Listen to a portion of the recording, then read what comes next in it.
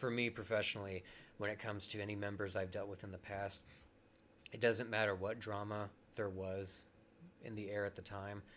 When you're on stage, that drama doesn't matter. Missouri Musicians, Then and Now. Welcome to the Missouri Musicians Then and Now podcast. I'm here with neo-spiritual method artist Raz Wickham. It's good to be here. This is really cool. We're on video. I believe your first video interview for this podcast series. I'm so excited. I'm nervous. I'm excited. I'm happy. A range of emotions. That's a good thing to have in a setting like this. Absolutely. Well, I've got a lot to talk to you about. We haven't seen each other in over 10 years, right? Yeah, probably since 2006 at least. Man, we're getting older, aren't we? And it's like what George Carlin once said, we're not getting old, we're just getting older. Yeah, I'm a fan, definitely. Well, let's rewind. I knew of you because Jake, your brother, him and I go back a long ways. And speaking of which, when did you two start playing together? I don't remember that time period exactly. Because I knew you knew each other before you started playing, but... He actually had to remind me. Oh, did he? Because he said, yeah, you brought your guitar to the community center when we were playing basketball. And he's like, you showed me, check out this song that I learned and stuff. And I'm like, what? I don't remember that at all. But that's one of the fun parts about this. You know, we all fill in the blanks with these past stories and stuff. Because certain people remember certain things. Absolutely. Well, I knew of you, and I knew that you were a musician. Still are, obviously. And so I want to find out, like, when did you start playing guitar? Like, how did you get started with all this? Well, I got started due to my older brother, John, who was a musician, and he played in a cover band, and they would cover tunes from bands such as Megadeth, Metallica, Pantera, and... Back when I got my driver's license, I used to drive Jake to our older brother's shows, as many as we could go to. And just being able to see people play that live for the first time and seeing the raw power of what heavy metal really is, you know, it's inspiring. You know, watching people play it and produce that kind of power from, you know, such an instrument. Right. So my older brother, he gave me, I think, what was his first guitar. And I tried to practice on it, but it wasn't very comfortable, and, you know, it was a very cheaply made guitar, so it didn't have very good sound. And finally, I just said, can you teach me a Megadeth song? And the first song he ever showed me was Symphony of Destruction. From the Countdown to Extinction album. And fairly simple song, but, you know, has some chord progression that would be a little complicated for first-timers like I was back then. And... you know, then Jake started picking up on guitar soon after that as well, and he'd found an itch for it. And originally I had just thought of myself as being a hobbyist, where I would just learn to play songs from bands like that I highly enjoyed. But I never thought I would be good enough to do like what I do now. But then the more I did it, I started getting a knack for it myself. And once I started writing lyrics and stuff to one of my first tracks, I just thought, okay, this isn't that difficult. And what truly inspired me to start my own band, embarrassingly enough, I was at the very first Avril Lavigne concert, the very first tour she had back in 2003, May 9th. And there was a couple of bands that opened for her named Gob and Simple Plan. I don't even know if those two bands are still around, but when I was watching these two bands on stage, I realized they're about the same age as me. I can do that. Why can't I do the same thing that they're doing? So from then on, I was on this mission of, you know, I'm going to start my own band and just see what I can do with it.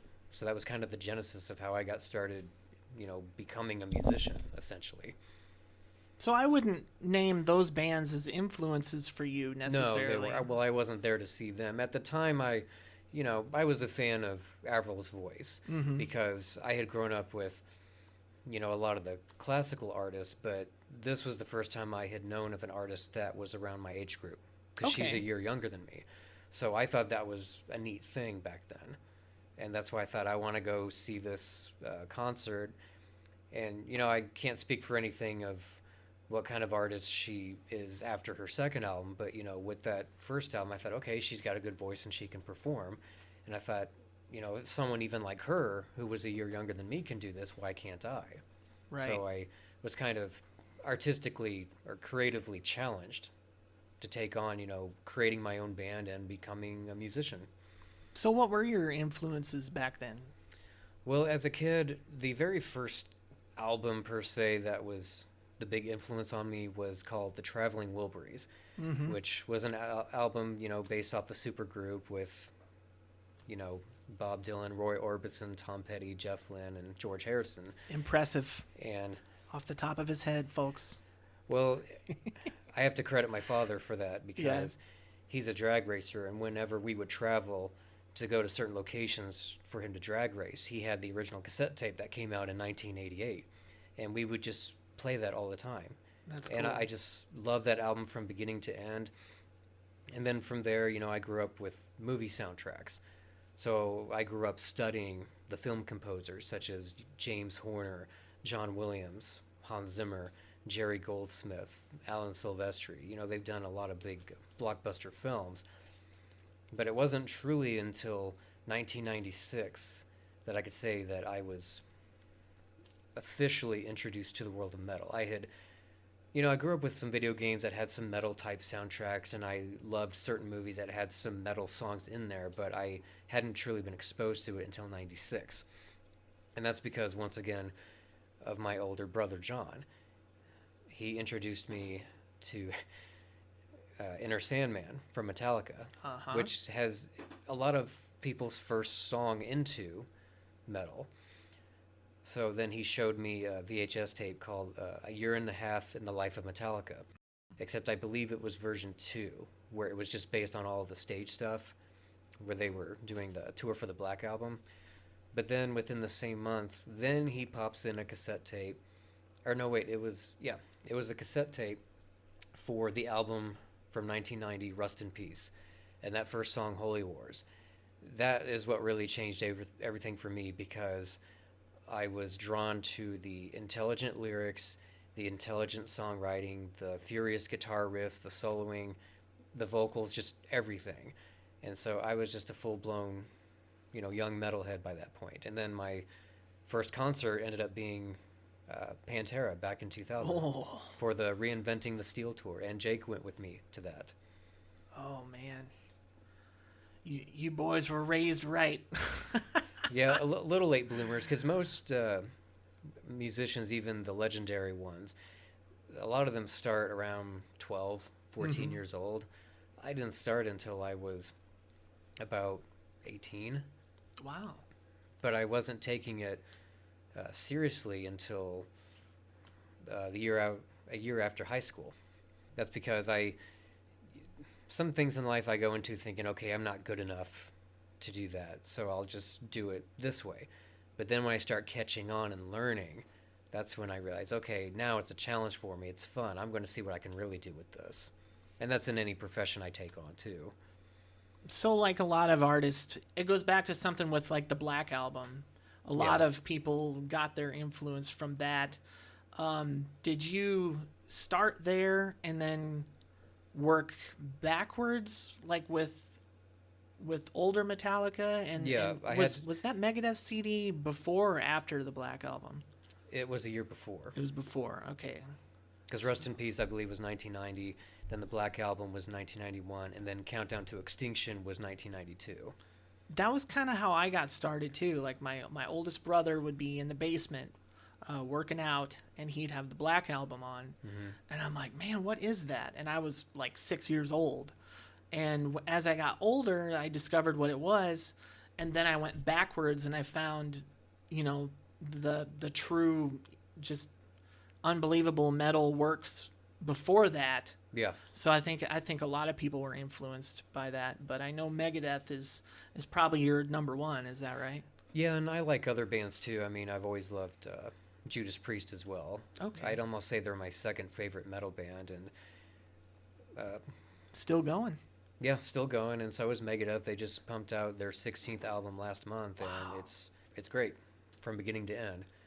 And I won't go too much about my fandom for that particular band, but I will say that yeah, as far as metal bands go, they've always been my favorite just because I highly respect bands where it's more of a collaborative effort, but even collaborative efforts can be stomped by a true visionary, That's which true. is, Mustaine has that. I agree. And when I was kind of developing my band throughout the years, or in the early years, even back in 2003, when this was back before I think even MySpace had hit. And so, in order to get attention, I would have to go around to music stores, stores that sold instruments as well as CDs, and just post flyers Mm-hmm. and describe on there, what I was looking for as far as musicians. And at the time, I wouldn't put the band name because at first I didn't have a band name. Originally, ironically, I wanted to call the band Evanescence. It was a word that I had seen years prior to Really? the actual band that came out. And I didn't learn of Evanescence until right after I had learned of Avril Lavigne, which I didn't learn of her until almost a year after her first album came out in June of 2002. Okay. Because I was working at a music store called Music Outlet, which used to be a branch of Music Biz. And our store was closing down, so we didn't get that album by the time it came out. So I was kind of late coming into that. But then by the time I found out that, okay, there's a band already called Evanescence, I thought I need to come up with a different Oops. name. So I think I spent a few months trying to decide what it was going to be called. And then I thought I might as well just use the name I've had since 1997, The Edge of Beyond. So is that where it started when it comes to forming a band? Yeah, pretty much. The Edge of Beyond has been going since then, right? Technically, the last time The Edge of Beyond was ever on stage as a full band was June of 2008, and that was in Okay. Nashville. But I've still continued on with, my solo projects or, music singles, as it were, and, have 3 books published under that IP, which I originally started in 1997 because originally I wanted to be a filmmaker. Right. Or I guess if you even rewind even farther from that, I wanted to be a cartoonist. I wanted to work for Disney because I was highly influenced by like Mickey Mouse. Because after I was born, we moved to Frankfurt, Germany, so I didn't have a whole lot of things to be exposed to. I had like Smurfs, Looney Tunes, and Disney cartoons. That was it. I didn't have anything else. Like I didn't know what Transformers was. I didn't know what Star Wars was yet. So I was influenced by Walt Disney because I don't know what kind of cable programming we had over there, near a military base. But my parents would record these bits on TV where Walt Disney would present himself in that library of his, and then they would show a cartoon. And then, by the time Who Framed Roger Rabbit came out in, I believe, 1988, by then I really wanted to be a cartoonist because I thought that's incredible how 2D animation can come to life in a 3D space the way that they pulled it off in that film. Right. But That was one of the first times that was done, right? it was the first time that it was done of that caliber. Yeah. Like a live action movie with animation. Because ILM, the special effects house that George Lucas started, which stands for Industrial Light and Magic, they're the ones who helped create the 3 dimensionality of the characters because they had the cartoonists draw the characters over the actual 35 millimeter film frames wow. of the film, but then ILM had to go behind them and use their computer technology to give them like a 3 dimensional shading and certain lighting. That way they look like they're actually illuminated by whatever settings they were in front of camera with the live action stars. So drawing was originally my biggest passion growing up, and then I found guitar. So we got music, and you said you were influenced by like movie soundtracks, like composers, I guess you could say. Well, and also, people in the film industry such as George Lucas, Steven Spielberg, James Cameron. I mean, the list goes on. So it sounds like all of these mediums of entertainment are kind of forming like into one and influencing you like all together at the same time. They eventually did because even before I became a musician in 1997, October 24th, was when it was the day that I decided that I want to start my own franchise. Because I was introduced to IPs like Star Wars late. My uncle who's since, or one of my uncles who has since passed, in December of '96, he had showed me A New Hope on VHS. I think Jake watched it with me too. We were at a family gathering, and I'd always heard of Star Wars, but I'd never seen it yet. And I was just blown away by it. So then on actual Christmas Day of 1996, it was either TNN or TNT, one of those cable programs. They had a Star Wars marathon, like just all Christmas Day. So I watched the whole original trilogy back to back. And then fast forward to, that in '97 they had re-released those films in theaters, and I finally got to see them on the big screen. And then fast forward to October of 1997, that's when I had finally come up with a synopsis of what I wanted for my own story to be a franchise and the name, The Edge of Beyond. Wow. So, you being exposed to that stuff late, you were kind of taking everything in all at once, because a lot of people with their musical influences or their history or their origin story, it's like, oh, I went to a concert and I liked what I saw.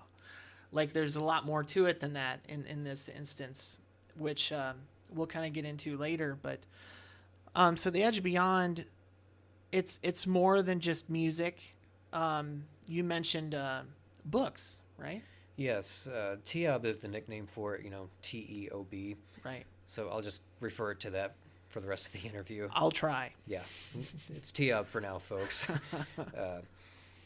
That was originally meant to be kind of the next big Star Wars type franchise, because at the time I was creating it, I didn't realize that George Lucas had been developing a prequel trilogy to Star Wars.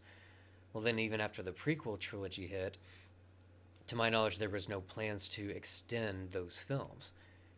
And so I kind of did the music thing as a plan B. Mm-hmm. I'm not normally the type of person that has a plan B. I go all out. For me, it's kind of all or nothing with most things that I approach creatively. But I did the music thing kind of as a plan B, because my ultimate goal was to still get into Hollywood as a filmmaker, with Teob as my big, beloved, if you want to call it that, project. So you maybe thought that since Star Wars is seemingly coming to an end, to your knowledge at that time, maybe you had something that could fill the void? Yeah, because at the time, there was no next big thing yet. Because, we'd been getting some Marvel films like the X-Men trilogy and the Tobey Maguire Spider-Man films, but there wasn't that next big Star Wars type thing yet. Right.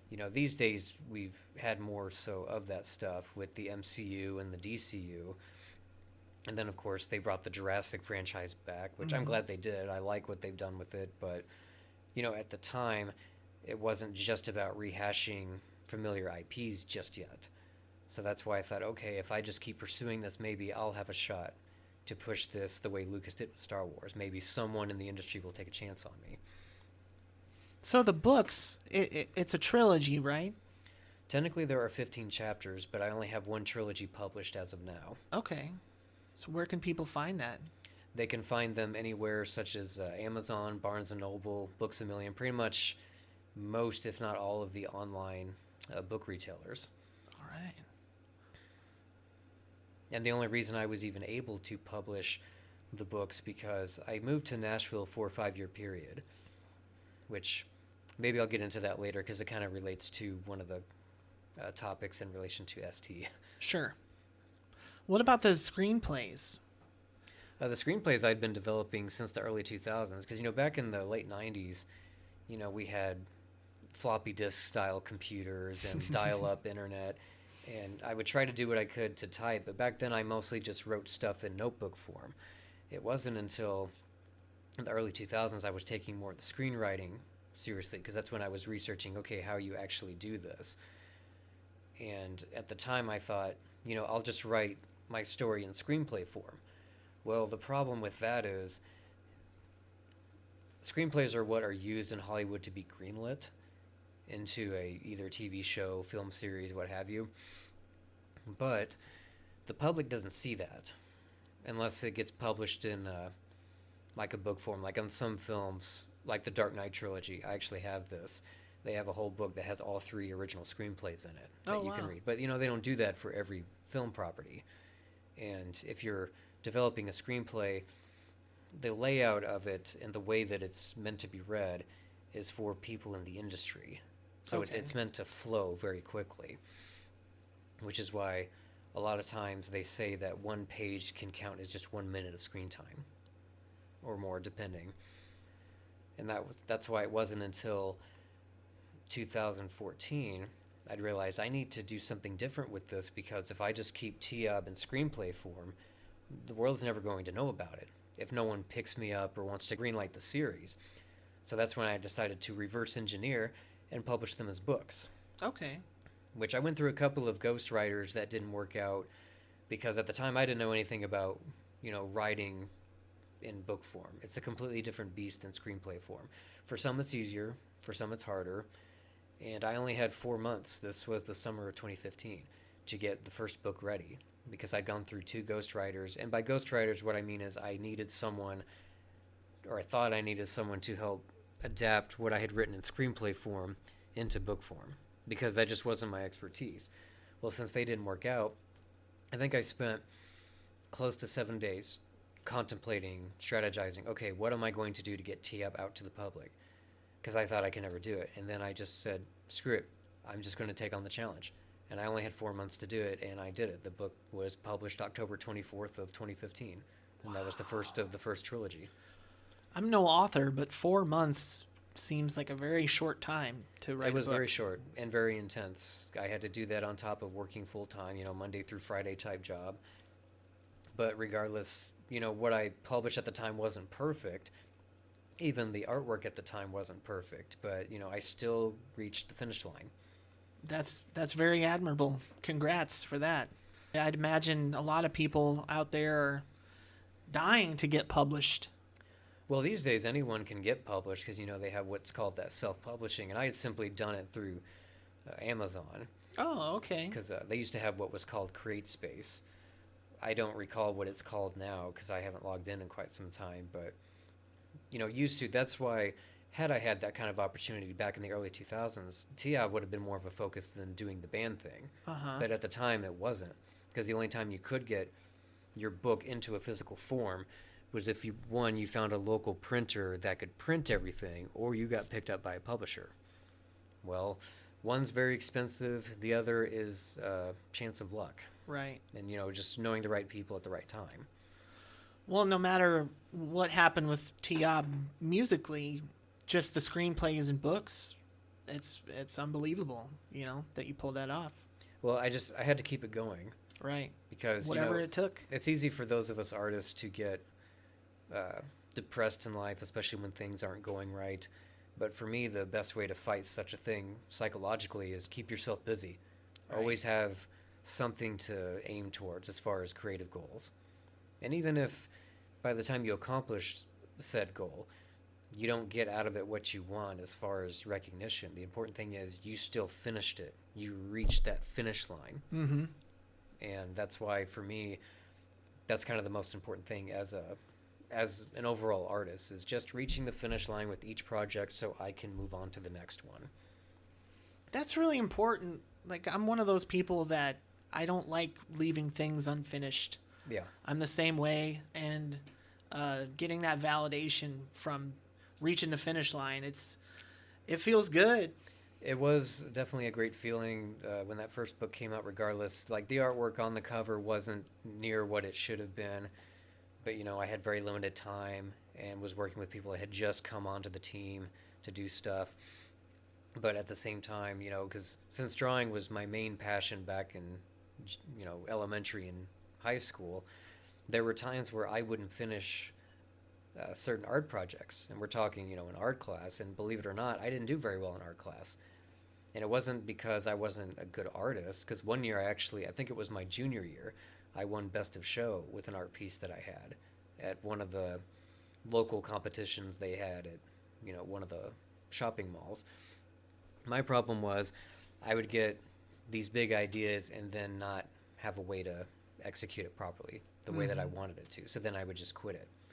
So it wasn't until I started getting into being a musician and then getting the screenplay stuff done that I was finally able to prove to myself that I can reach deadlines. I can get stuff finished regardless of how big my ideas are. And granted, it's easier when you've got help, especially in the visual department, which, I've had for years now. But, it took a lot of blood, sweat, and tears to get to that point where I could get the right people within my extremely small circle to produce what you see online currently. Right. Was T-Ob the only musical band experience you've had? No, I've been in a few others, including my younger brother Jake's band, Senseless Tragedy. I don't remember exactly what year he started it. I remember we played 2 shows together with our own separate bands. T-Ob had played with ST the first time at a battle of the bands at a community center. I don't remember who all was in his band as far as members at the time. And then we played again, I think in 2006. We played at some venue called Donna's Ice House in Osage Beach, Missouri, which, most locals of Missouri know that place. But I used to go to every show that I could that he played, in similar fashion to our older brother, John. And every chance I could get, I would go see him play, and I would kind of help with their gear, loading on stage, loading back into the vehicle. And then the opportunity came in January of 2007.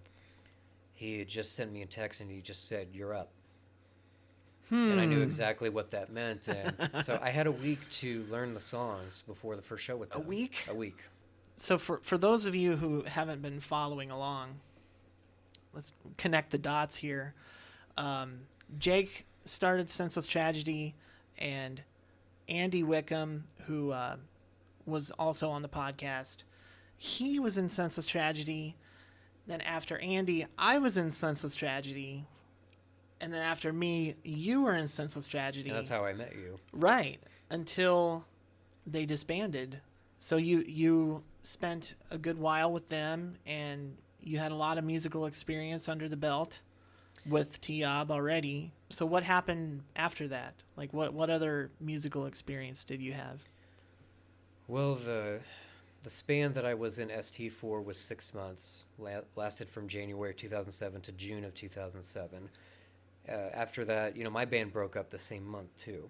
Now, a guitarist of mine had stayed with me, but we couldn't keep any other members. And there's one of the biggest lessons I've ever learned, and it kind of stands for any profession. It could be music, it could be movies, business related stuff.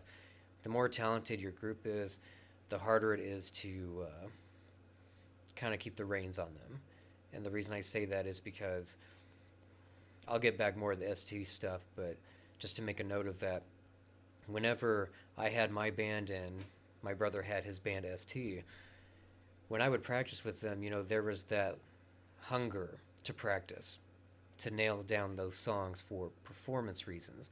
The lineups that I went through just in Missouri alone, it was hard to rein them in to focus on caring about the songs. Because, in their minds, it's, well, we're already so good, why should we have to practice all the time? They didn't get that. So that's kind of a warning to the audience here that,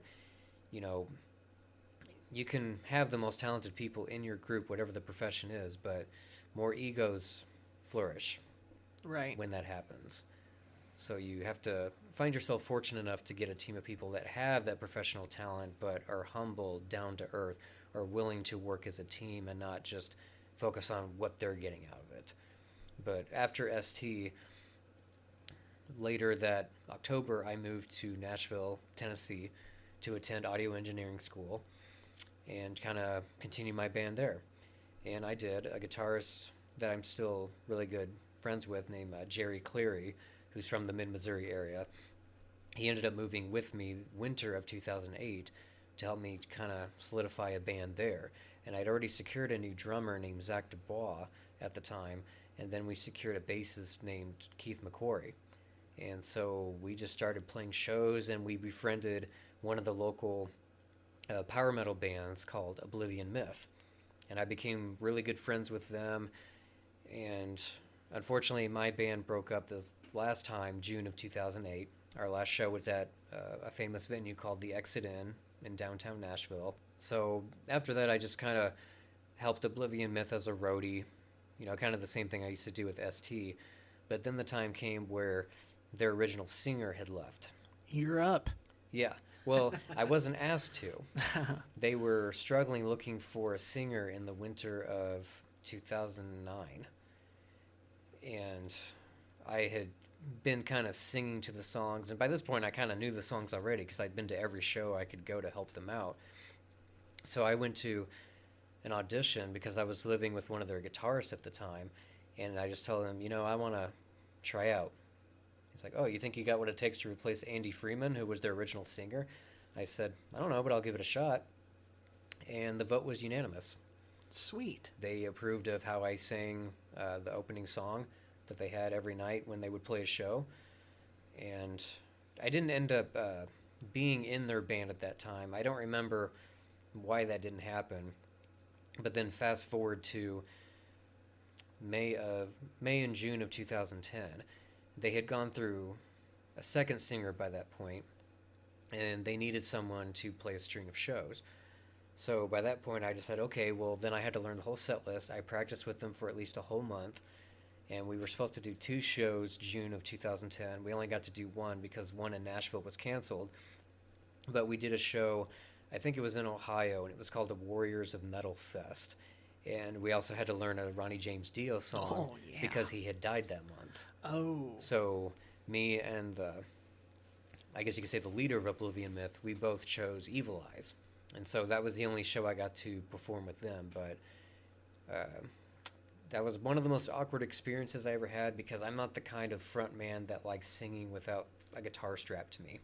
Oh, you weren't playing guitar. No, I was just singing. Ooh, yeah. And that's different for a person that,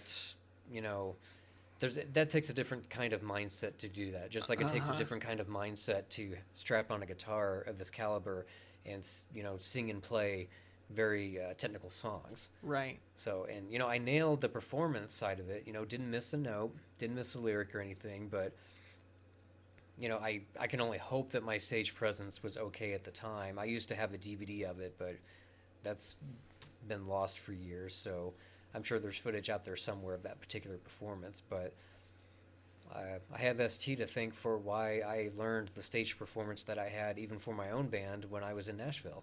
There's so much to say about learning through experience. Yeah. And you're never too old to learn, and it takes. You're never too old to learn as long as you're willing to learn. Yeah, absolutely. And you don't let your pride get in the way. No, you can't. Or your ego, because you'll never learn anything if you're too worried about that stuff. And that's why when it comes to past members that I've played with or worked with, more specifically, I'll just say from a musician standpoint, because when you're on stage, none of the petty crap matters. All that matters is what you're producing through your fingers or through your vocals. Right.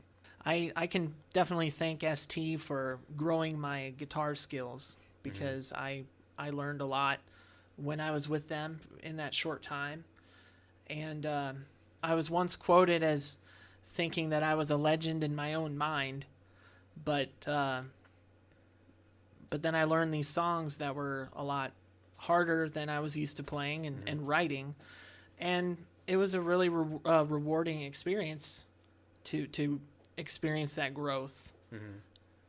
So tell me about Omnivus. I have Omnivus on my notes. Yes, Omnivus was a very short stint. I had met a bassist named Damian Cronin, and at the time I had befriended the singer of his band, and he was a comic artist.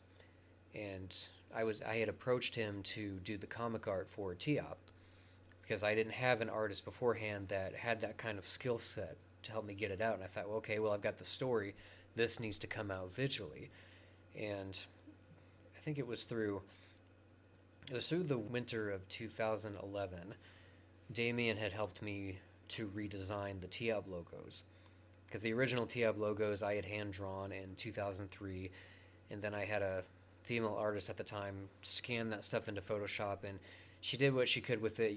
Looking at it now, those logos were very rustic, but Damien had helped me with his Photoshop skills make a more streamlined professional set of logos that were based on my more perfected drawing, because by that point I knew how to make sure that things were symmetrical and whatnot. And so as a favor to him, they were in need of a second guitarist, so I said, okay, well, I'll help you out.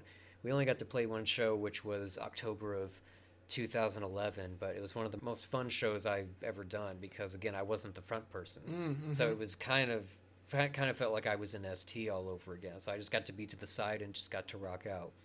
And they were more of an industrial metal band, kind of like Power Man 5000 and Static X type. So something I gather from this is a lot of musicians, you're not going to survive if you're a one-trick pony. Like, if you only can play guitar, you're going to have a short shelf life. You need to be able to play guitar and draw on your other influences, like with drawing, and singing, filmmaking, marketing, promoting. You have to do more than one thing to really be successful, in my opinion. Well, yeah, and that's a lot of what changed my life back when I was becoming a musician, or I guess if you want to call it a real musician, back in 2003, when I was taking it more seriously beyond a hobby, because social media was coming into play. MP3s had hit the scene. So it changed everything, where those of us that were considered voiceless finally had a way to speak up and have a voice. Now, granted, that's bitten us in the ass these days because things are so oversaturated, and everyone's out there to make a name for themselves. I respect anyone who wants to push what they think they have to offer.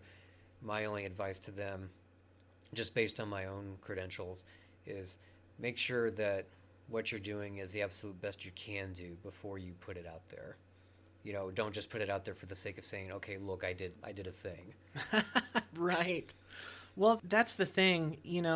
A lot of people, and we were talking about this before we got started.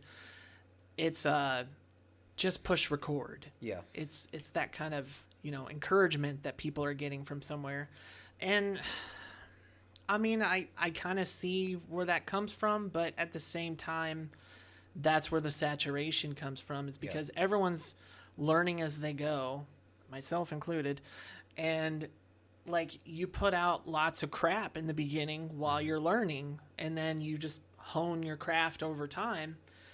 And I think if people would do what you said and just really give it everything you got before you put it out and put out a finished product, then the quality of everything will be better, and perhaps it would be easier to differentiate really talented people, because some people are naturally talented at certain things, and then some people can learn a talent. Or have to work at it. And I think what this big rant is about is just about those two types of people just being in the same space and trying to work with each other. Yes, and when it comes to producing the best stuff that a person can do, it takes real discipline, and that's something that most artists I've worked with lack. They lack that certain level of discipline because they're so gung-ho and trigger happy to have the spotlight on them, Right. without questioning, is the time right for me to have the spotlight? Am I deserving of such a spotlight? For instance, when you're a production artist, which I kind of am, there's a lot of working behind the scenes, behind closed doors, for hours, for months, for years, in ways that other people don't see.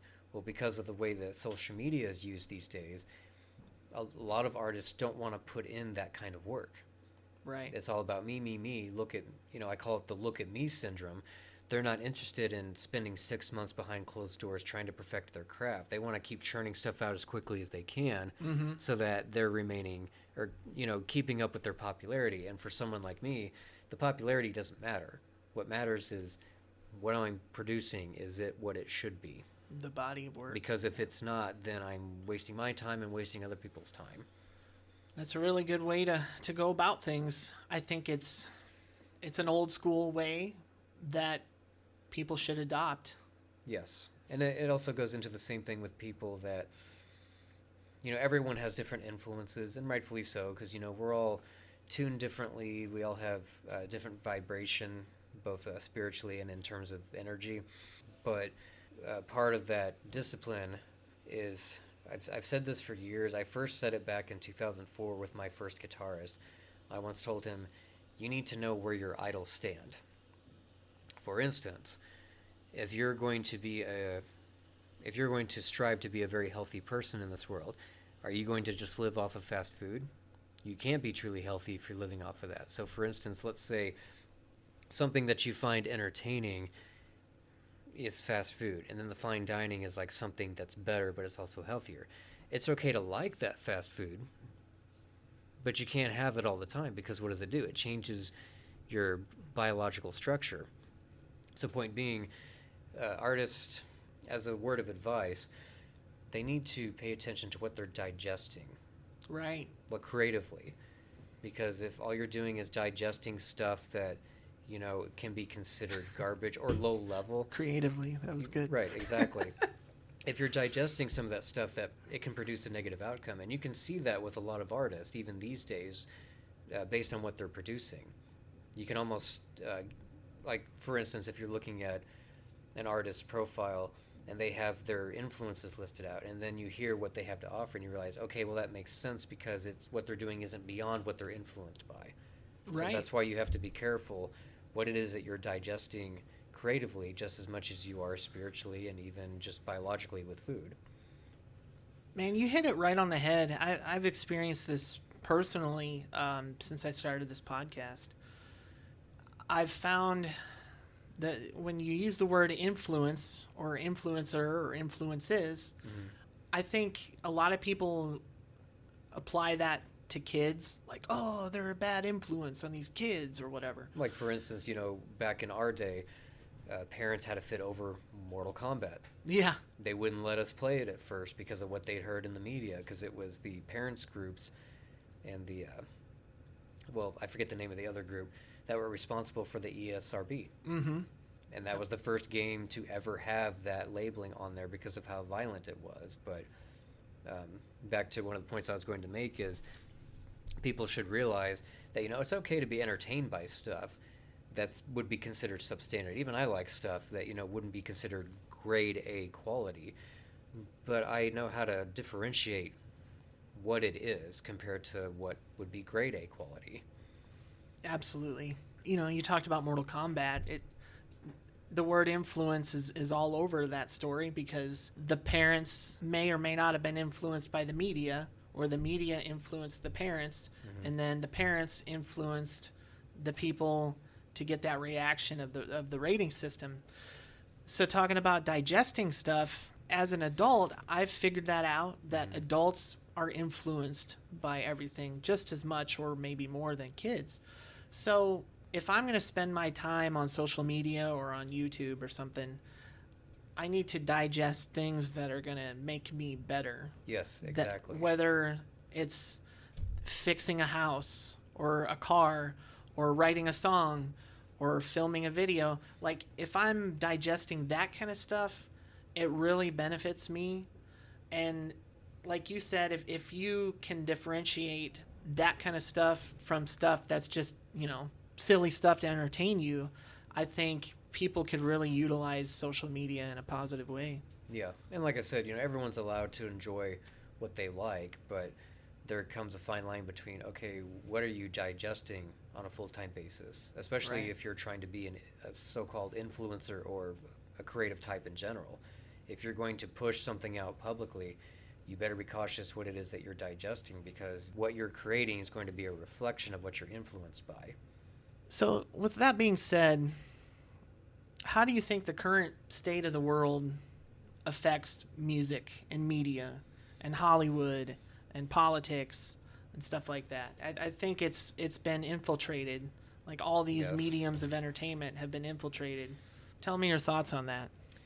Well, it's definitely been infiltrated because, let's face it, even the legendary artists that we all like, whether it's Elvis Presley, Michael Jackson, all great artists, but even back then, such artists only existed on a level of fame because they were allowed to. It wasn't all about their talent. It was because the powers that be allowed them to do what they did professionally. And the same thing is like that now, except, us artists, we have more control over what we can produce, because now we're not at the mercy of Hollywood to produce a song, release a book, release a short film, or even a full-length indie film. We can do just about whatever we want on certain things. And, it's limited. We don't have the reach that Hollywood does, but in general, as you say, the industry and pool of talent was infiltrated many years ago because, for instance, I assume you've been to a comic convention at one point in your life. No, I haven't. Well, then maybe you're aware of all the different fan artists that exist. Uh-huh. Okay. And nothing against fan art, because we're all fans of something. Every great artist is a fan of something. We all take inspiration from something that came before us. But these days, it's all about that instant gratification of what can you do best to imitate someone else. It's not about originality anymore. No. And again, it's nothing against, because there are a lot of artists that do even just fan art. And I say fan art in relation to like what I dealt with in the convention circuit when I was pushing Tiab as a book series. But you have to ask yourself, yeah, okay, some of them may be making a living at it, but are they truly happy with it? Is it really purposeful?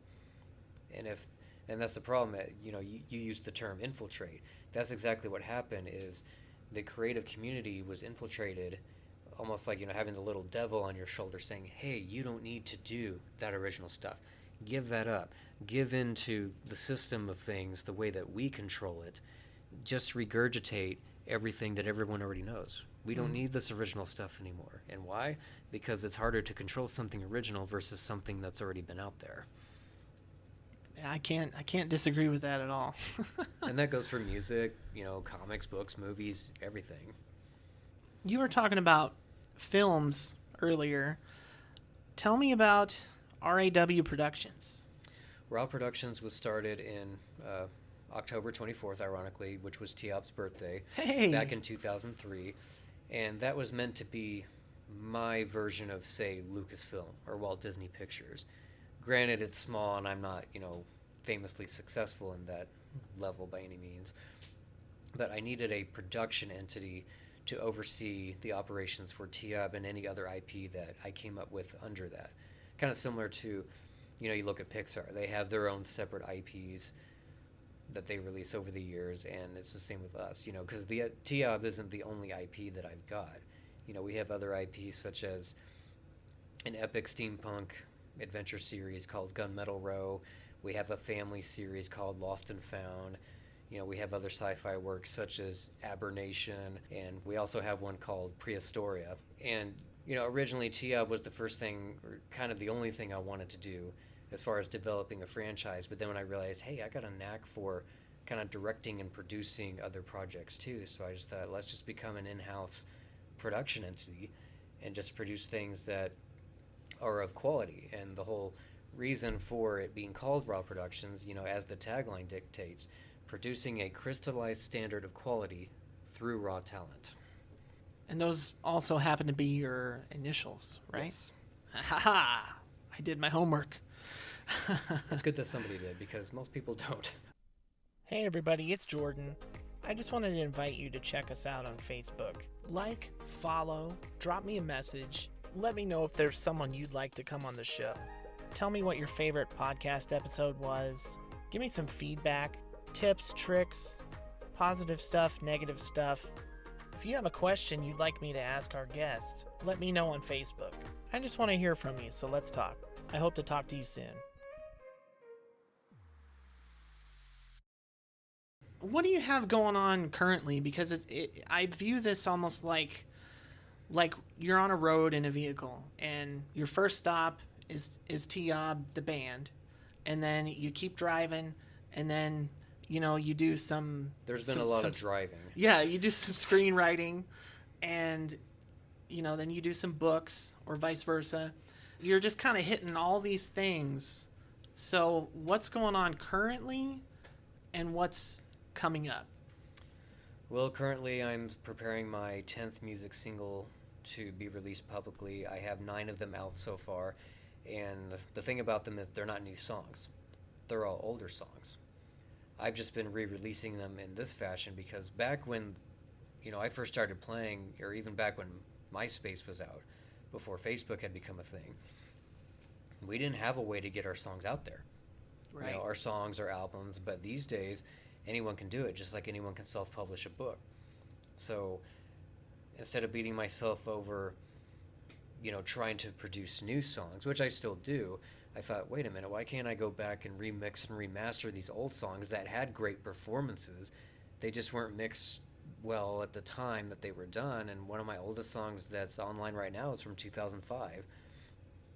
And so that's been something I've been doing for the past 3 years consistently, is just trying to release a single whenever I can get it done, because I have to remix it, remaster it, and then I have to do a photo shoot for it. That way we can get the single cover prepared. On top of that, last year we shot a lengthy commercial, a narrative style commercial for the Field of Dreams movie site in Dyersville, Iowa. Oh, right. And the purpose behind that was because we at Raw Productions had donated 2 of the original theater posters to be put on display on site.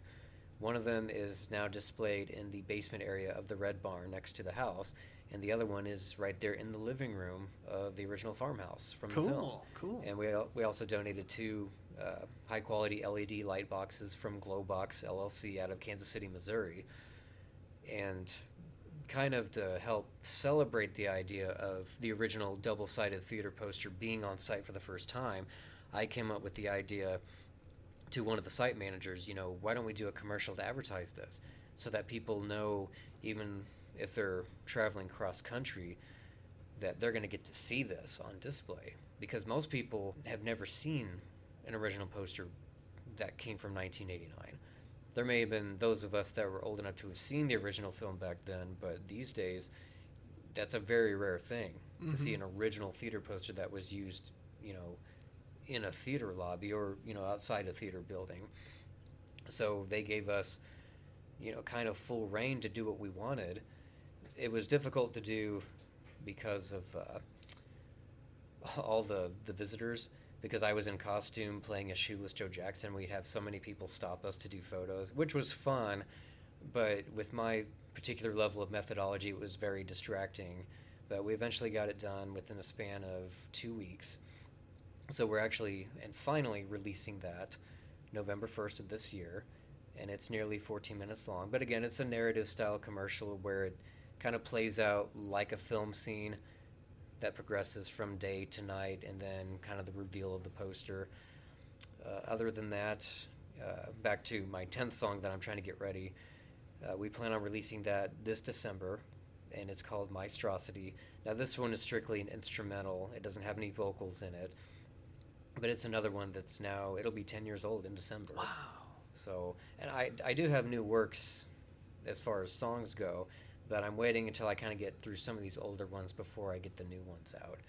And then on top of that, Raw Productions has been bestowed the, job to promote this air purification unit, which we call Puripel. We came up with the branding for it June of last year. But at that time, it was a battle between which entity they were going to go with as far as the investors. Well, they ended up going with a different one, so we just kind of dropped the project altogether and moved on to other things. Well, then July of this year, the opportunity came back for us to get back on board and do all the marketing under our own branding. So that's one of the things we're currently doing, is the website's nearly ready to launch, and we can start pushing this as a friendly consumer product. Man, that's really exciting. Just there's so much going on. It's got to be challenging to do so many different things under like these umbrellas that you have with T-Ob and Raw Productions. So it's really neat that you have all that going on. Would you say you kind of come full circle with T-Ob and it's like it's kind of back to like a hobby again? Or is there going to be a push in the future? You mean as far as the band side yeah, of things? Yeah. Oh, that's one of the reasons why I started releasing the music singles so that when the time comes, I can send it to the right people and see about getting me members of my choosing Cool. and not from a local sense because no offense to local scenes, but you've been there, you've lived it too. It's where I'm at now creatively, I can't work with local scene for what I do. Because, back even when Tia was a band, I mean, we did some bigger venues here and there, but a lot of times we were lucky to play in bars. Mm-hmm. Even, ST, all the other bands at that time, that's how we were treated. And sometimes we had to pay to even play in a venue. Ugh. They would expect you to sell enough tickets Oh, to yeah, even yeah, get yeah. certain time slots. Mm-hmm. Well, I'm not doing that anymore. Right. Like if I'm going to get Tia back on stage, it's going to be done the way that it was originally envisioned to do back in 2003, and we're talking arenas, lights, pyro, all that stuff. I mean, everything I had planned for Tia even predates what the Trans-Siberian Orchestra eventually became visually. Because, I wanted a small certain piece orchestra with a choir backing up the band and all that stuff, and that's because of my influence from film soundtracks. Bingo. I wanted to combine the two in a way that, to this day, I've still never truly heard. A lot of power metal bands tried to do it, but it gets to a point where, and this may be seen as a subjective opinion, but when it comes to the power metal genre, it seems like they try too hard to have that epic symphonic sound. And there's that fine line where, for me as a musician, like you still got to have that old school rock and roll grit to it. Mm-hmm. As soon as you lose that, it gets very monotonous after a while. When you're hearing these people sing super operatic with all this symphonic elements behind it, which I have symphonic elements behind my music because that's kind of what my music's labeled as is, symphonic metal. But I think there's a fine line between, going symphonic but pulling it back a little bit and just having that rock and roll grit to it. And that's where the Megadeth influence was big on me because, they could get epic with with the complexity of their song structures, but they never went too far with it. I agree. Yeah. They still kept it gritty. Mine's a little beyond that as far as the epic scale and the symphonic nature of it, but I still scale it back to where it still has that old school American rock and roll heavy metal feel. I'd agree with that. I was listening a few days ago on Spotify, and it was definitely intricate songs and exactly what you just described. Really, I mean, it had the symphonic elements to it, and it just wasn't over the top because Right, a lot of exactly. people can pick up on that really really quick, and I would assume most people would get turned off by like, Yeah. oh my gosh, this guy's just going overboard with the orchestras and whatever. So it was right on the money in my opinion. I'm sure some people would think I went overboard on some of my older songs. Like this past May, I released a song from 2005 called Final Bout. Well, it's 8.5 minutes long. Mm-hmm. And that's because back then when I was writing, I was mostly influenced by, what Megadeth and Metallica were doing back in the late 80s and early 90s. And, they had some pretty long songs. That's what you were digesting back then. Exactly. I mean, you look at songs like Holy Wars from Megadeth or Master of Puppets from Metallica. They're both long songs. They're longer than 5.5 minutes. And at the time, I was still learning how to structure songs. I didn't know how to make anything too mainstream sounding. But that's the beautiful thing about having influences like that is those types of bands, they did the really long, complex songs, but they also did the short mainstream stuff. Yep. So eventually I caught on how to do that. Yeah, it's an evolution and it's a process, and we all learn from it. There's nothing wrong with tweaking the formula. Yeah, and there's nothing wrong with people having longer songs. Not everything has to be 3.5 minutes for radio play. And I actually prefer a song that, is like 4.5 minutes, even pushes the 5-minute time barrier. The same with a film. If I look at the running time of a film, especially if it's meant to be a big spectacle, I want that to be over 2 hours no matter what. Because I'm in it for the long haul when I'm going into something like that. I don't want to go to the theater and see an hour and a half long movie. Yeah, I kind of avoid those, but if they're, minimum 2 hours, okay. If they're below, I get concerned about the quality or, Me what, too. or what they took out footage-wise. Don't forget to check out our website at www.momusicianspodcast.com, where you can find news, blog posts, videos, and full-length episodes. Now let's get back to the conversation. So earlier you said methodology. What is neo-spiritual method artist? What does that entail for us new people? It was a title that I officially started going by, I believe, May of 2020. And a lot of it was based on my colleagues within my direct circle. Because, I'd studied method artists for many years. Like, even in the world of acting, you had actors such as Val Kilmer, even Christian Bale or Heath Ledger. Even Jim Carrey's been known to be a method actor. And that was the kind of intensity I was told that I had with my work, and it was kind of suggested, why don't you go by an official title, because you're not like other artists. You're kind of, you do books, you do music, you produce, and all this other stuff. And I thought, well, there's definitely a methodology to my work, or a madness to it, if you will. Right.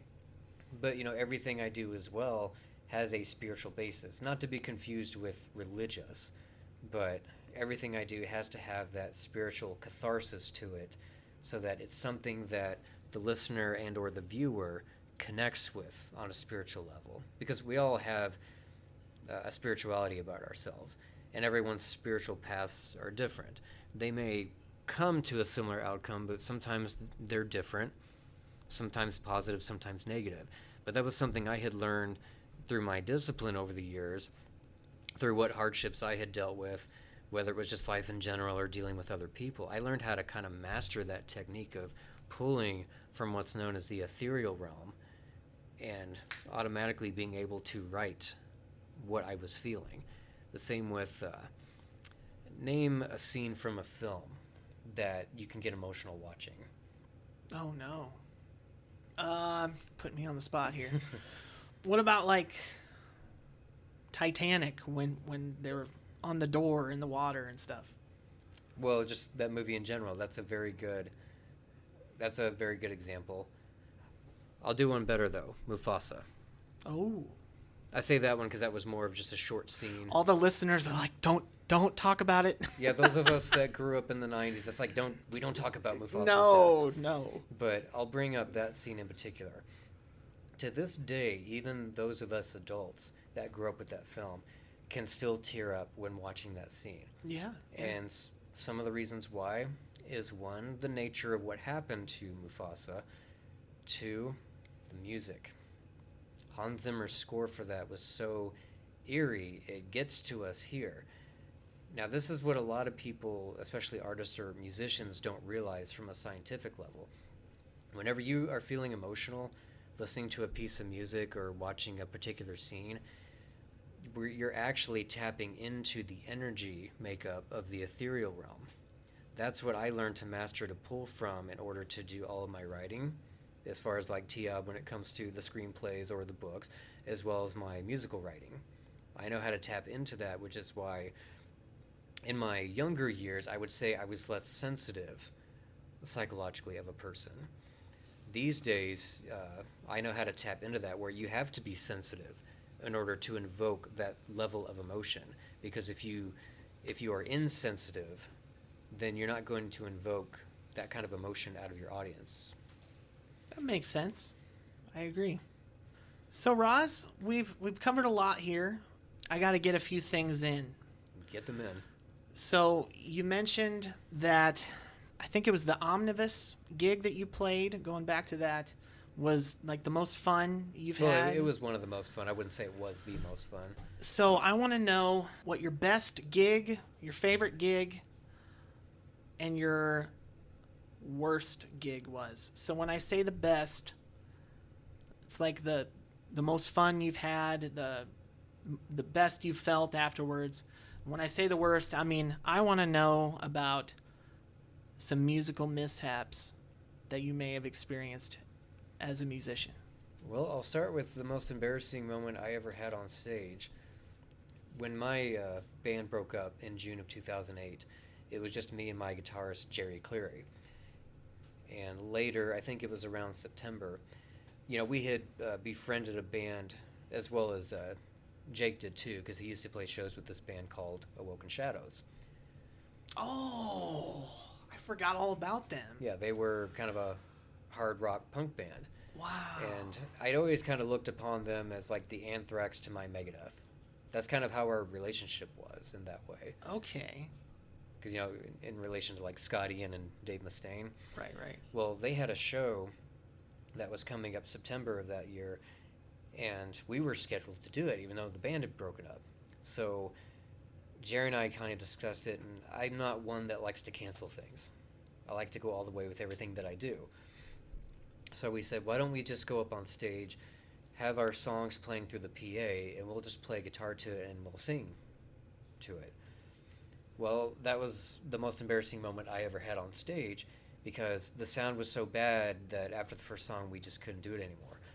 But what saved it is that Awoken Shadows were so hospitable. They got up on stage with us and we covered like a few Megadeth songs. They were trying to keep the show going because they felt so bad for us, and we were just doing it because at the time I just thought, I'm not going to cancel this show. I don't care how we play it. So while it was embarrassing, I had a good outcome from it and learned that through my embarrassment, another band tried to, save the outcome. That's how it should be. Everybody should have each other's backs. Yes. So what about the best? I have two best shows. One would have been with ST. The other one would have been with my band, The Edge of Beyond. Now, for ST, I would say the best show was, you'll have to correct me because I do not remember the name of the venue, and it may have even changed names. It was in Columbia, Missouri. The Blue Fugue? No. No? Keep going. That's the only one I know. I don't remember if it was Mojo's or... Mojo's? Was there one that had Rose in the title? Oh, I think so. I don't remember what the name of the venue was, but it was after I had joined, and this was months after I had joined, so I'd become pretty seasoned with the guys of ST at that point as far as performing with them.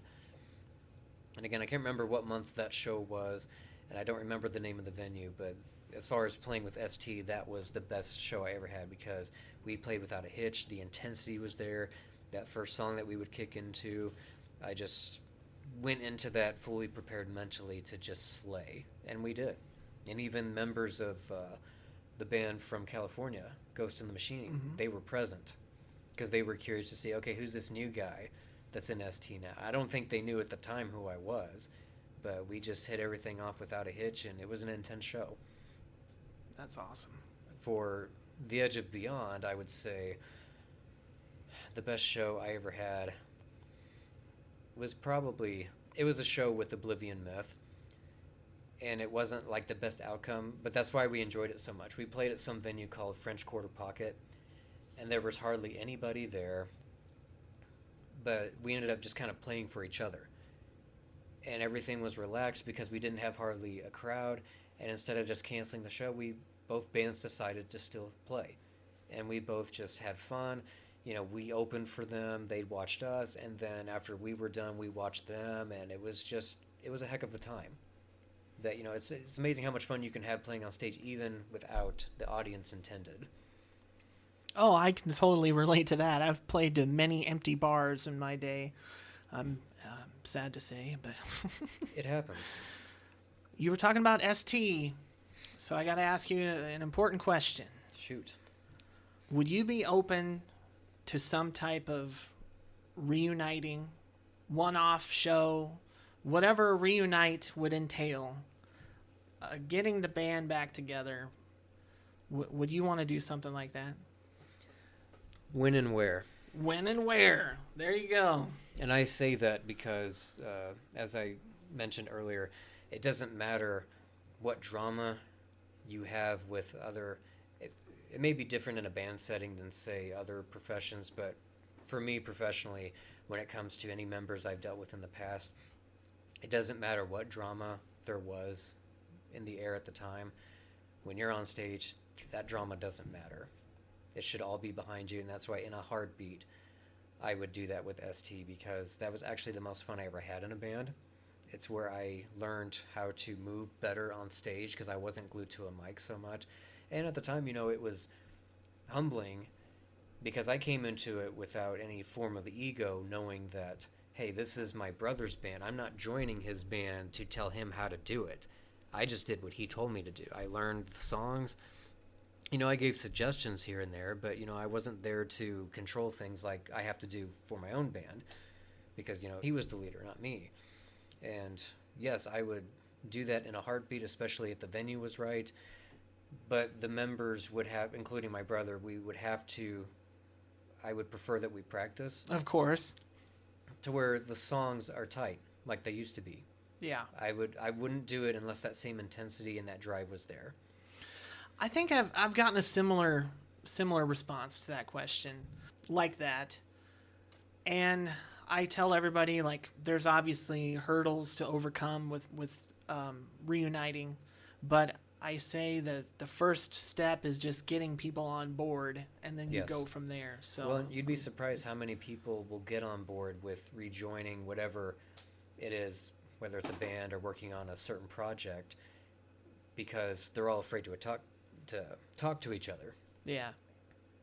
But that's why it's good that, you ask that kind of question to those of us that have been in a band like that, because, one person doesn't know what the other one's thinking, especially if they haven't spoken to each other in years. Mm-hmm. Whereas in my case, I don't look at it as, okay, I'm just completely written that person off. Now, there's people in my life that I don't have anything to do with these days, but that doesn't mean I wish them any harm will, or that I wouldn't do something project-wise with them again if the circumstances were right and the project was going to be executed to my standards.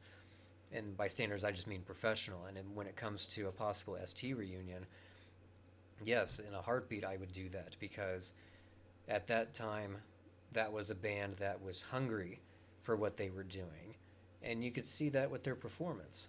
Right. I mean, I noticed that every time I went to their shows, and I couldn't apply that same level of performance to my band because, again, I had members that thought that they were too good for this or that. But in ST, it wasn't about that. It was just, hey, let's just put on a good show, let's have fun, and we did. We went wild with it. I mean, you went wild with it too when you were with them. I shared a lot of the same experiences and growth that you did. So I totally echo everything that you said.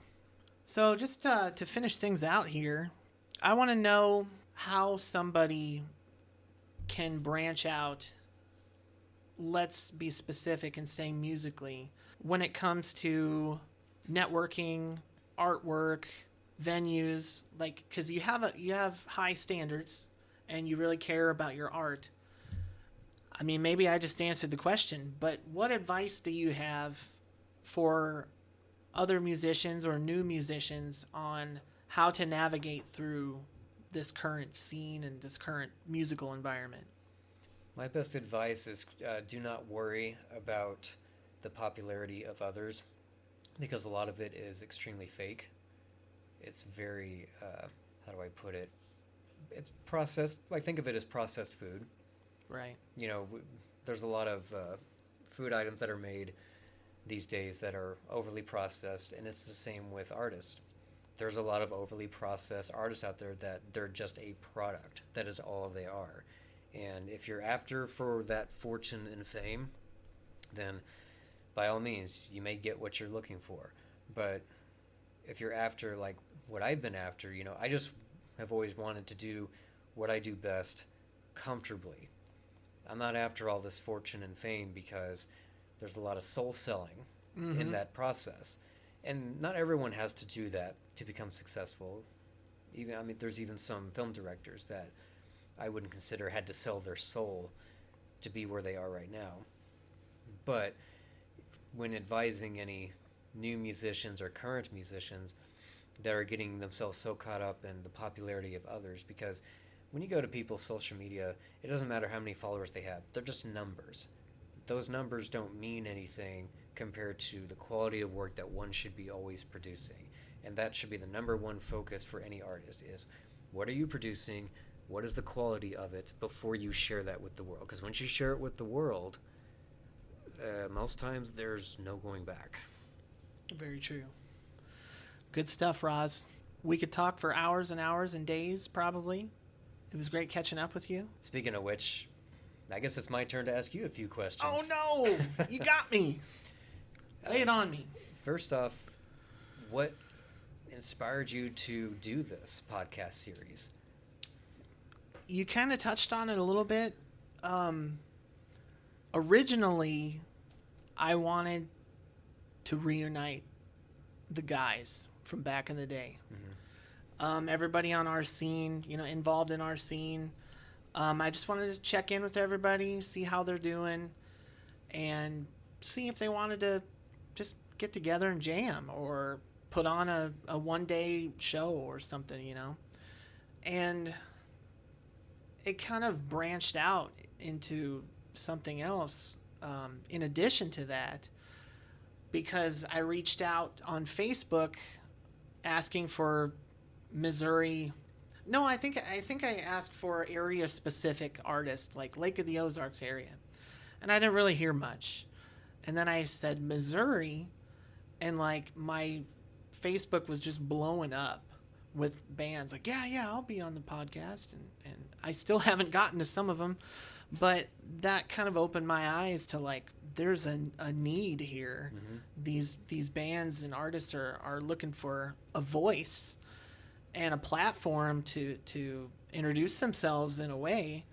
So those two things put together is kind of what's the driving force of this whole thing. Well, it seems to be working out for you, because when I first learned of it, I believe my brother was the first one you had interviewed for it. Right. And it surprised me because I thought, why didn't someone think of this years ago? Mm-hmm. Because you're correct. People in our position who were a part of the scene, it doesn't matter how far back, even before we were doing it, there wasn't a platform. And by platform, I don't mean social media platform. There was no one leading the charge, reaching out to these people saying, hey, if you got a story to tell, we'd love to hear it, because you still contributed something to the musical world, whether other people appreciate that or not. Yeah. I'm open to talking to older people, young people, people who play currently, people who don't play anymore, because like you said, they contributed something and they have stories to tell. And I'd love to hear about how the Missouri music scene was in the 80s or the 70s. And there's such a melting pot of genres and styles in this area. You got, stuff like you do, and there's such a country and bluegrass, and I mean, you name it, it's here in Missouri. So I'd love to talk to artists of any genre or age. Well, and there's going to be plenty of those too. So I hope they learn of your series so that they can come out from the woodwork, so to speak, be like, hey, we've got a story to tell too. Well, come on board. I appreciate that. I agree, yeah. This isn't a ship that's limited. No, not at all. It kind of started out that way with I just want to get together and play a reunion show with my friends. Mm-hmm. And it's just evolved into something even bigger, and I'm really glad and grateful that it has, because it's been so much fun to talk to people and get to know new people and be exposed to new music and stuff. And also get different perspectives on, such as my case with ST's story. I was kind of a missing piece and all that, because I was just a fill-in for them originally. I wasn't meant to be a permanent member.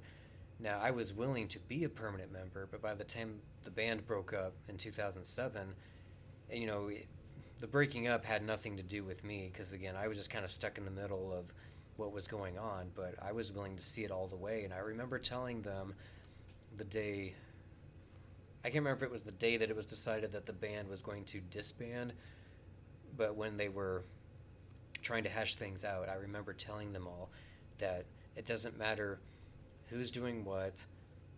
If it's something bad, stop it, get over it, let's move on with this, because I said, your band has potential. And they may remember that I said this, but I told all of them that your band has more potential to make it than mine.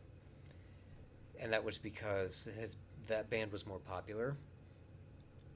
People enjoyed their stage show, and they were growing in the mid-Missouri area. And that wasn't, when I told him that, I wasn't taking anything away from what I had already done musically, because I knew full well what I was capable of as a musician, but I also knew what their band overall was capable of, if given the right opportunity and if they had stuck together. But, it's hard for groups to stick together. Sometimes the famous ones only stick together because of this, because of contract. So it's a lot harder for local bands to stay together because there isn't this. They don't have separate tour buses. No. It's all about whether or not do they want to continue doing this. Do they have the drive to do it? And some people lose it. Some people don't play anymore, which is a shame. But, there were times where I didn't play because I was focused on trying to get T-Up out in a literary form.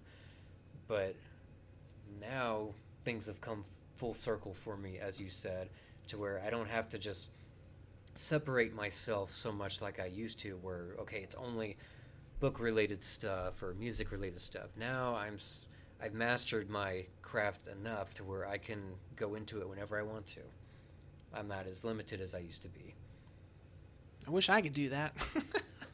And tell me this, what is the biggest gratification you get out of interviewing people when it comes to the music scene, knowing that you were a part of the music scene as well? I think something I've witnessed frequently is it's like a period of reflection and introspection. Like, I can tell that people just have this moment where they think back to how they were and the things they did or said. And you're able to pull a sense of joy out of them. Yeah, and the nostalgia kicks in, but as minuscule as they may feel their impact was on everything at that time, like, they look back on it fondly, like everybody does, and they still enjoy it, like the ones that are still active. But seeing those kind of feelings, like you were talking about the ethereal realm earlier, like being able to see that through people has been really cool. Like, I haven't really seen that before. I would imagine it's quite rewarding, considering, some groups have bad blood between each other. And then all these years later, you're able to talk to them on a different level, a different wavelength, and it brings back a time when they were happy doing something like that. And it makes them realize that, hey, that's still a part of me, whether I still do it or not. Yeah, you're literally like unlocking people's memories sometimes. A really good example of what you asked was, it wasn't recorded, but when I interviewed Darren Blank, afterwards I was jamming. I had my guitar out and I was playing some old ST stuff. Well, if those of you who haven't listened to his podcast, please do so. He hasn't played drums in over 10 years. So I started playing an ST song, and the smile on his face was so rewarding to see. And then he literally started air drumming as I was playing it. And it just blew me away, because, this guy, he hasn't drummed in so long. And it was just a big combination of everything I described, like the unlocking of the memories and that feeling of joy and looking back at it fondly. Like, it was so cool to see that. Yeah, because a lot of us that have experienced trauma through situations such as band breakups, we lock that away mentally, and we don't technically forget it, but we forget the overall picture of it. So that relates back to what you were just saying, is when you're approaching these people, such as myself, to dive back into our past, it reawakens some of that passion they had when they were doing it. I'm kind of what they call an energy absorber. So for instance, it's part of my methodology for being the artist that I am. If anything is kind of brought to me in a way that feels challenging, that's why I warn people, like, if you don't want to see me do my best, don't challenge me creatively. You want to see me do my best, you challenge me. And that comes in different forms, even from the naysayers. The more, it's kind of a catch-22 to some people, but sometimes getting negative attention can be a good thing, because it makes you realize where you stand and that you must be doing something right if you're already getting naysayers, because you're not going to please everyone with one's work. Right. Yeah, you're invoking a reaction or an emotion out of people. And I've been able to invoke, both positive and negative. The funny thing is, when it's negative, it has nothing to do with the work itself. It's because they don't like me, which is fine. Everyone's entitled to their own opinion, but, my work is a direct reflection of who I am as a person. So the more anyone can get to know my work, the more they'll know and understand me, especially when it comes to T-Up as a novel series. I poured my heart and soul into that, and the main character, Victor Zayas, he's based off me. So you want to get a better idea of who I am as a person, whether good or bad, read it. I'm not saying you read it particularly, but just, in general, because, I'm not here to blow smoke up anyone's ass or anything about, well, I'm this and that, I can do this and that. Like, yes, I can do those things, but I'm just another guy trying to do what I do best. And only I can do what I do, just like everyone else are the only ones that can do what they do, because we all have a certain level of individuality. What separates me from your average artist is I've learned how to master that individuality to where, like, okay, well, this is me. I have a stamp of approval on everything that I do, and everyone should to their own extent, and everyone already does. It just depends on what level do they want that kind of stamp of quality with everything that they do produce. I agree. It's well said. All right, Raz. You said that you have 9 songs online. Is that right? There are 9 songs currently online. So tell me about Rattle the Cage. Rattle the Cage was a song that was written and mostly recorded back in 2013. On Super Bowl Sunday of 2013, I was approached through Facebook from a female singer named Danielle Bloom, who resides in Nashville. I think we'd had each other on our MySpace pages at one point, but I had never met her personally. She approached me about helping her to write a party song. She wanted an anthem of sorts. Why she approached me, I don't know, because I don't recall that I even had my music on MySpace at the time, but she had somehow heard of me, I guess when I had the band back then. And I just kind of told her that, well, I can help you write a song. I can't do a party song. That's not my forte, because, mine is more what would be considered well thought out type of writing. And I was re-listening to the Last Action Hero soundtrack, which, for those who don't know, was one of the absolute best soundtracks ever made as far as the bands that are on there. And I just laid down to sleep and came up with this riff in my head. I immediately got up, started playing it on guitar, and then the next day, I kind of came up with that and the verse rhythm. And I tried to describe to her that, okay, I'm going to use, influential examples. AC/DC's Big Gun and Megadeth's Angry Again, both songs which are on that soundtrack and kind of similar in tempo and attitude. When I presented her what I was doing, she liked it and, seemed to understand, the energy, why I was going for that. And I said, I can't write you a party song, but I'll write you an anthem. And I titled it Rattle the Cage, which was inspired by a scene from Batman Begins. Oh, There's a scene where Rachel confronts Bruce in the suit for the first time. And, he mentions when it comes to Carmine Falcone that, you rattled his cage. And so I thought, that's a cool term. I'd heard it before as a kid, but I hadn't heard it again as an adult until that film. So I decided to call it Rattle the Cage. Well, it came down to the point where she didn't use it because she thought it was too heavy for her. Oh. Because her main style was kind of Led Zeppelin, Rolling Stones, and she's one of the best singers I've ever met. I mean, she can just belt it out. She's a very talented woman. I finally got to meet her in person later that year in 2013, and even though she respectfully passed on the song, we keep in contact every once in a while, but essentially that's how that song came to be. And then I just decided to use it under my own banner because I thought, well, if no one else is going to use it, I originally wrote it for her beginning to end, so I just released it myself. Legends of the Fall.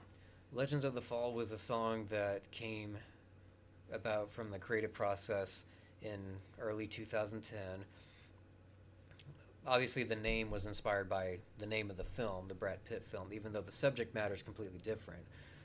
In my song, or the subject matter for the song in general, it's about those of us that survive a fall of society type event, and that those who do survive, we become legends. And so, throughout the song, it has that fast intensity of, all of this going on. Society's crumbling before us, but there are those of us that are standing up against this corruption that caused such a thing, and therefore we are the legends of the societal fall. Okay. That's pretty cool. In the Demon's Hand? In the Demon's Hand was a song I started back in 2008. That was a difficult song to write. So sometimes when I would write a song, it could take me a couple of months to finish, depending on the complexity of it. In the Demon's Hand didn't get finished until summer of 2011. And that song kind of speaks for itself, but, it's not about drug issues with other people or anything like that. It's essentially about the battle that we have internally. We all have our own demons, and sometimes we allow ourselves to become victim by being in the demon's hand. Night Angel? Night Angel was a song after a difficult separating from someone that I used to really care about, and that was a song that was written very quickly within a matter of 10 hours. And essentially the song covers the topic of, the person that you love, you would do anything for them and have this kind of knighthood about it. You're going to protect them, be their guardian. And what would you do or say if they were going to pass over to the next world? Lords of Chaos. Lords of Chaos was another song that came about in 2010. That one kind of covers, I don't lyrically get specific about things such as the Illuminati, but it's essentially about how the secret societies have been running things behind the scenes, and how, thanks to them, we're always stuck, salute the Lords of Chaos for always causing such chaos. The Edge of Beyond. The Edge of Beyond, as a musical track, was actually the first thing I ever wrote back in 2003. Now, back then, the lyrics weren't what you hear now. I had tried to make that into a song where I just normally sing to, but because it was meant to be the title track for Tiob as a franchise, I wrote lyrics into it that's kind of like a chant, because in the book series it's known as the slave theme. It's known as the theme that the humans that have become enslaved know amongst themselves in folklore. It's what they use to try to inspire themselves to rise above the shackles of their slavery. And so there's an intro part to that that's kind of slower, and that has the chanting part. The second part is more of the metal section that would act as like an end credits theme, if you were to imagine Tiob on, say, an IMAX screen. Shadowheart. Shadowheart was a song that came about in 2005, in similar fashion to how Night Angel came about.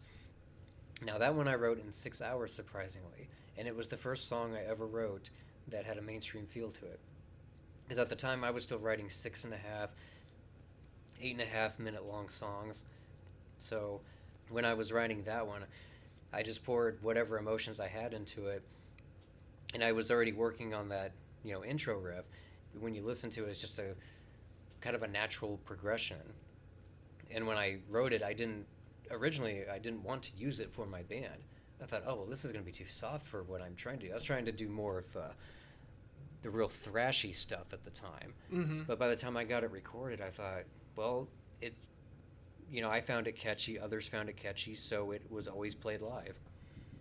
The Next Dimension. Sorry, right before we get to the next song. Shadowheart is essentially about what those of us that feel being tortured souls go through, and how we're kind of shunned from society because we're seen as the outcast. And there's times where we feel like, God, has, disgraced us, and we feel like there's nothing out there for us. And it's supposed to speak to those that have been to the darkest place of their hearts at some point in life. But it's not meant to be a negative song. It's just meant to be a reflection that, hey, I understand how you feel too. The Next Dimension, that was a song that actually took me 3 hours to write. That was back in 2005. I had just learned the Megadeth song Prince of Darkness, which is in D tuning. And I wasn't used to D tuning because most of Megadeth's catalog back then was in E standard, which is what I mostly play in anyway. And I was just, playing around on the guitar and trying to do something fast, and I came up with this riff. It was one of the few instances where I was just focused on the instrumentality before what I was singing about. Because most times when I write a song, my process is I have to have a title. I may have a riff first, but before I can progress with any lyrics or anything, I have to know what I'm singing about. Right. But for this song, I wrote the instrumentation and then decided to call it The Next Dimension, which is a play on something that used to be a part of Dragon Ball Z. When Cartoon Network first started airing that in the late 90s, there was what was known as the Ocean Dub. A company out of Canada did the original English voice casting for it, and there was a terminology that they used to refer to as dying or being defeated in battle or passing over to the next world. They would call it being sent to another dimension or the next dimension. And so I took that and decided to kind of play around with my own verbiage with it, and relate it to Tiab as a literary work, but as well as real life where, when you're in the heat of battle, whether it be honor or dishonorable, there may be a time where, salute you, you're being sent to another dimension or the next dimension. Final Bout. Final Bout, another one from 2005. That one was written to be, it was my take on, for instance, I assume you've seen the film Starship Troopers. No. Well, shame. I know. I'll have to let you borrow it, but no, well, not even just that film. It was my take on what soldiers go through when they go to battle, not knowing if they're going to survive. But at the same time, there's an overall epic scale to it about, like the final battle, whether it be that spiritual battle that we all call Armageddon, and those of us that are sent in to fight it, and realizing that, hey, this isn't all it's cracked up to be. This isn't what we signed up for, because a lot of them will sign up to join such service, not realizing what the reason behind these battles are for. And so the final bout being that, this is it. We're going into a situation that we're unfamiliar with. We're probably going to lose our lives in it, but it's something that we have to do regardless of the corruption behind the military-industrial complex that put us in that position. You got a new song coming out in December, is that right? Yes, that is strictly an instrumental that was written in December of 2012, so this December will be its 10th anniversary, and it's called Maestrosity. Originally, it was written as a gift to someone that I used to be somewhat of a guardian for, and never got to give it to her as a birthday present. That's what it was written for, and I just sat on it for years, and then I came up with a story behind it 4 years ago, which is one that I plan to publish eventually through Raw Productions, and it involves a dystopian world where most music, if not all, has been banned. But in order for, certain corporate and military entities to feel entertainment, they start bringing in these high-end composers to, do these concerts for them. And the concept for the story is, music has been banned for so long that in this society, these artists that can play, they're not familiar with music that came before, like the way that we are. So I had envisioned a film where it would play like some famous select pieces of music that we as American society know, and this person would be able to tap into the ethereal realm and bring this out, and it was starting to wake up people from the corruption that was going on from their dystopian society. And so that's, it's about a maestro, so to speak, that's able to pull into that and bring this beautiful music back to the world that, makes people feel that emotion once again, but his life's being threatened because of it, because he has started a movement. So it's become like a monstrous creation in what he did, because it's disrupting the system of things, but it's waking people up emotionally and spiritually, because we're dealing with a society that completely did not grow up listening to such beautiful music, and now they're hearing it for the first time, so they start revolting against the system because of what this maestro is doing. And that's more of like a film type concept behind the story for it, but that's why I called it Maestrosity. I would hope that anybody who hasn't heard any of these songs yet, hopefully after they hear this, they will go listen to them with that with all those things in mind. Yeah, anyone that listens to my music, I don't do what a lot of bands do. For instance, even, Megadeth. They may be my favorite band, but they're very geopolitical, as a lot of my music is too. But I don't and I will not sing about specifics in our society, such as you won't hear me mention certain politicians, certain government factions. You won't even technically hear me say anything regarding the name America or American, because when I started off as a musician, I thought I want to write music that comes off more universal, something that would be more timeless. And if you're talking about specific regimes or world politics, that limits it, and it gives it an expiration date. Yeah, I totally agree with that. I mean, nothing against those out there that have concept songs or albums that cover certain historical topics, but I prefer to have more of a general subject matter.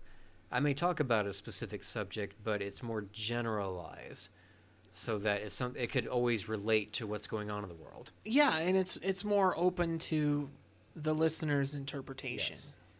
They're not listening to it thinking that, oh, well, this song is singing about something that happened 50 years ago. Yeah. What does that mean to us now? Uh-huh. So I choose to write my lyrics to, be more relatable in that sense, where, Lords of Chaos is a good example, because, it sings about those of us that have suffered at the hands of these secret societies that work behind the scenes to make our lives miserable.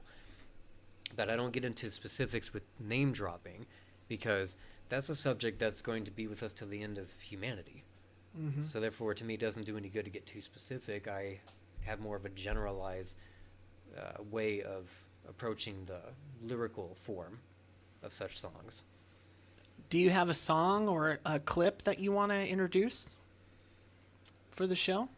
I guess it depends on if you want something that's short and to the point, or if you want something that's considered long and epic in scope. Give me one of each. Alrighty, I will give you a short song. I don't know which one that'll be, but as far as long, it's got to be Final Bout. It's been great catching up with you, and I hope we can keep in touch. We most definitely will. It's been an honor to do this. I've never done an interview of this style, but I'm glad that we got to do it for the first time with your podcast series, because that means a lot to me, and I'm sure it means a lot to other people that you've already interviewed, that you're going out of your way. You're providing a service for those of us that, whether we play music still or not, you're helping us to be remembered. I mean, we're kind of the ones that are considered the fallen ones of the music scene. Absolutely. And we're still getting to, have that voice because of people like you. I appreciate it. I appreciate you, and I appreciate your time. I appreciate your time as well, and I look forward to doing this again in the near future, because I'm sure we're going to have a lot more to talk about. Absolutely. Thank you, sir. Thank you. And that's a handshake, by the way.